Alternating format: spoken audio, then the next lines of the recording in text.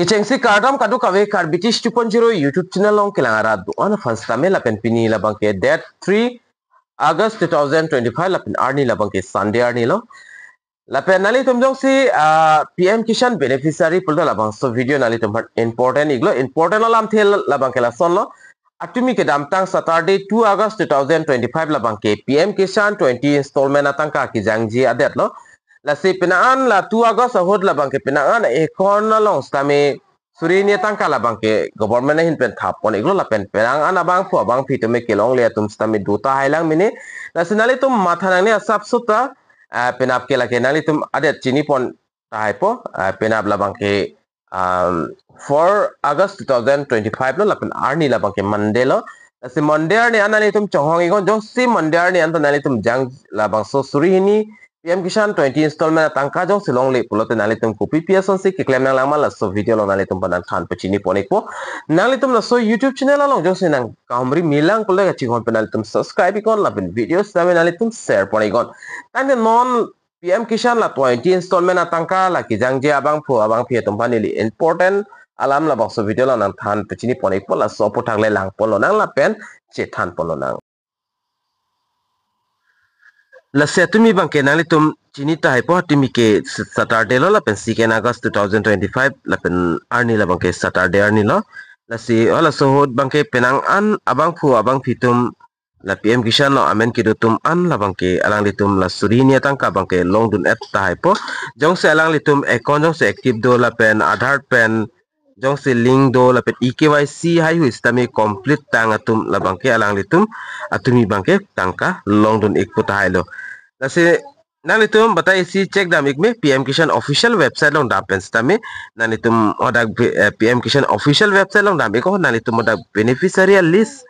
dia ekta beneficiary status pu thek long je holo sodim nani tum bear icon der pen oda nani tum Aadhaar number mate nani tum la Aadhaar card pen killing a mobile number le nani tum bear pen stami la PM Kisan status ba nani tum chelang pon ikmelo jong se nali tum na piniardian ta nali tum tangka bangke la PM Kisan 20 installment tangka jong si long lelang pulte nali tum mathanang ne la bangke nali tum la 4 reason dota haiji kopi pia reason siki doma la bangke nali tum chini ta haipo ki chengsi reason la bangke nali tum EKYC pending mat incomplete dota haiji la pen bank account la pen Aadhaar card link avidet ta haiji la pen nali tum la 3 reason la bang la son lo land record portal mate la land shading la bangke no dokok ta haiji la sinali tum lai check dam ikon la pen la 4 reason la bangke application la bangke under verification ta hai mate nali tum la PM Kisan la bangke beneficiary la bangke reject plot ta haiji la si nali tum la bangke mathana ne stami pini ke la bangke Sunday la bangke CSC centers tami inkir check ta hai sitamina ni tum la online pen batai sinani tum la online status la bangke nani tum chelang igon la lang iglo pulda nani tum chini ta hai po la si pini ke Sunday la sinani tum pinab la bangke Monday lo la si pini Sunday nani tum la payment status la bangke nani tum PM Kisan official website long damo nani tum la EKYC la hai bang check damigo bank account details correct rema la pen land details lai registration correct ma correct rema la hai nani tum angton details chelang dam ikon la pen Monday anto nani tum atangka jong silong le det tulte nani tum kopia son si ki claim nang jima la tani lina than pachini pon ikpo jong si nani tum la Monday ni jong si tangka long le det pulote nani tum Tuesday ni la bangke te bokhet CSC center kali pulote nani tum la agriculture office long damon odak dam pe nani tum Aadhaar bank passbook la pen land record la hai nani tum di pon nang po Aadhaar card che pon nang po bank passbook pon nang po la pen hola nani tum la PM Kisan ke apply hot land documents nani tum kipidun do hola so land documents pon ikon la pen nani tum la PM Kisan official website long dam pen nani tum status la bang so screenshot nani tum click ikon la click ik pen nani tum pon ikon la pen te bohet CSC center kali pulotang ti nalitum agriculture office on dam pen nalitum hai verification asai bang ken nalitum claim dam igon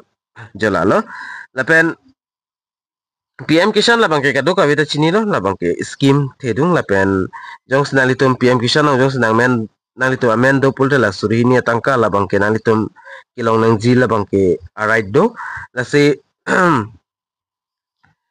la ya proses ba nalitum follow ikon la pen claim ikon la pen chonghong ikon jong si man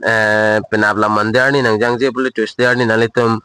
PM Kisan la status ba nalitum chilang ikon la chilang ikpen ko PPS on sige chok ma ki chok chima la ta nalitum batai si check ikon la screenshot yan ikon la pen agriculture office kalde CSC center on dami ikon ada nalitum la status ka chilang pen copy si ki ada kiklang man la hai nalitum la hai afro ba bi ikon nalitum ki poneng ji Aadhaar card la pen bank account la pen nalitum la land documents la chiponang po jolalo asi ala pini update la ba ke nilinang ki wan pi bang la sona nalitum jong si labang so video kilang pening sample to nalitum labang so video labang ke nalitum share por ikon lapen komama sila 2 August Saturday ni la 20 installment PM Kisan atangka kilong ma long lema nalitum labang so comment box along tok pen nalitum than pechini ikon lapen komama si kilong lelang ma la nalitum tok pen comment box along than pechini pon ikon lapen labang so YouTube channel nalitum nanda subscribe kelang putin nalitum subscribe ikon lapen langsung son update mate langsung son video kilong view ya fan pura labang so video labang kenalitum